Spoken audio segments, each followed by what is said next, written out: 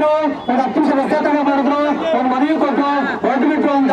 ಹಂಗಾಗಿ ಇವತ್ತು ನಾವು ಮಾನ್ಯ ಜಿಲ್ಲಾಧಿಕಾರಿಗಳು ಇಲ್ಲಿಗೆ ಬರೋವರೆಗೂ ನಾವು ಇರೋಣ ಅಂತ ನಮ್ಮ ಅಭಿಪ್ರಾಯ. ನಿಮ್ಮ ಅಭಿಪ್ರಾಯ ಏನು ಅಂತ ಹೇಳಿದ್ರೆ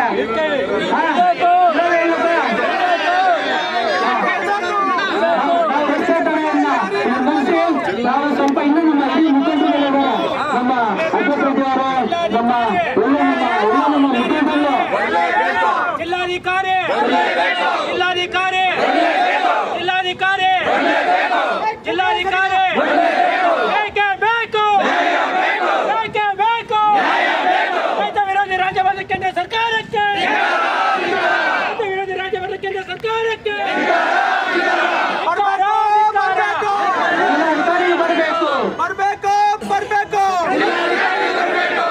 ಇವತ್ತು ಏನು ಕೇಂದ್ರ ಸರ್ಕಾರ 70 ಲಕ್ಷ ಮೆಟ್ರಿಕ್ ಟನ್ ಇವತ್ತು ಆಮದು ಮಾಡ್ಕೊಳ್ತಾ ಇದೆ. 70 ಲಕ್ಷ ಮೆಟ್ರಿಕ್ ಟನ್ ಜೊತೆಯಲ್ಲಿ ಇವತ್ತು ನಮ್ಮ ದೊಡ್ಡ ದೊಡ್ಡ ಉದ್ಯಮಿಗಳು ಮತ್ತೆ ನಮ್ಮ ಈ ಒಂದು ಎಥನಾಲ್ ಉತ್ಪಾದನೆ ಮಾಡುವಂತ ಮಾಲೀಕರಿಗೆ ಒಂದು ವಿಷಯ ಸಿಕ್ಕಿದೆ. ಏನಪ್ಪಾ ಅಂದ್ರೆ ಇವತ್ತು ಕೇಂದ್ರ ಸರ್ಕಾರ ವಿತೌಟ್ ಟ್ಯಾಕ್ಸ್ ತೆರಿಗೆ ರಹಿತವಾದಂತ ಮೆಕ್ಕೆಜೋಳವನ್ನು ಆಮದು ಮಾಡ್ಕೊತೀವಿ ಅನ್ನೋ ಕಾರಣಕ್ಕೆ ಇವತ್ತು ಈ ಪರಿಸ್ಥಿತಿ ನಿರ್ಮಾಣ ಆಗಿದೆ.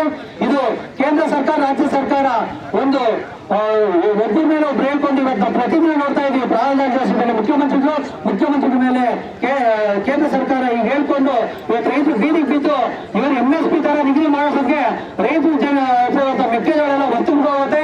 ಅವ್ರ ವರ್ತಕರಿಂದ ಇವರು ಖರೀದಿ ಬರ್ತಾರ ಅನ್ನೋದು ಅನುಮಾನ ನಮ್ಗೆಲ್ಲ ಮೂಡಿದೆ.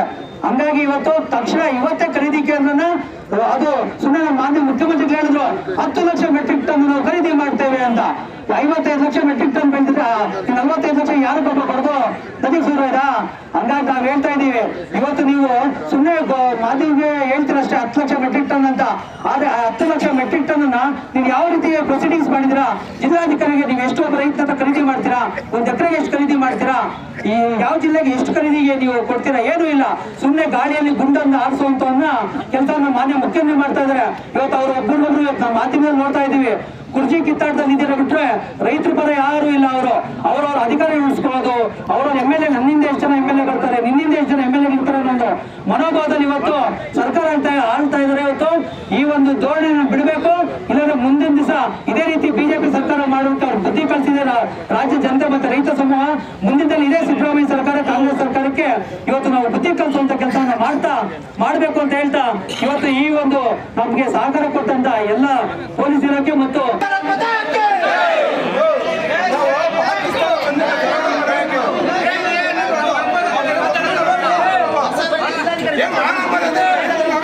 ಭಾಗ್ಯ